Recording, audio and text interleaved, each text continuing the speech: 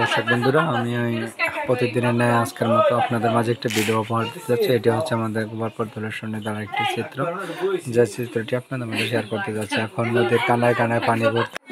এখন বুঝতে পারতেছেন যে কানায় কানায় নদী ভর্তি থাকে। আর এখন বর্ষাকাল, তো এই সময় আমি একটি পোস্ট যেটি না করলে নয়, যেটি আপনারা ফেসবুকের বুকে দেখতেছেন যে রাসেল বাইপারে আক্রান্ত হচ্ছে এবং কি এটার কারণে মানুষ কতটা আতঙ্কিত হয়ে রয়েছে, যে বেশিরভাগ মানুষ আতঙ্কিত হয়ে রয়েছে যারা কৃষক তারাই।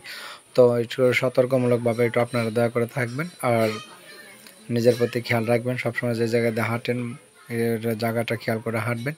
তো দর্শকবৃন্দুরা, যেটি বলতে চেয়েছিলাম, এটি হচ্ছে আমাদের গোপালপুরী দোলেশ্বর নদী, যেটির মধ্য দিয়ে এখন অনেক পিকনিকের নৌকা এবং অনেক আনন্দময় মানুষ করে যাচ্ছে।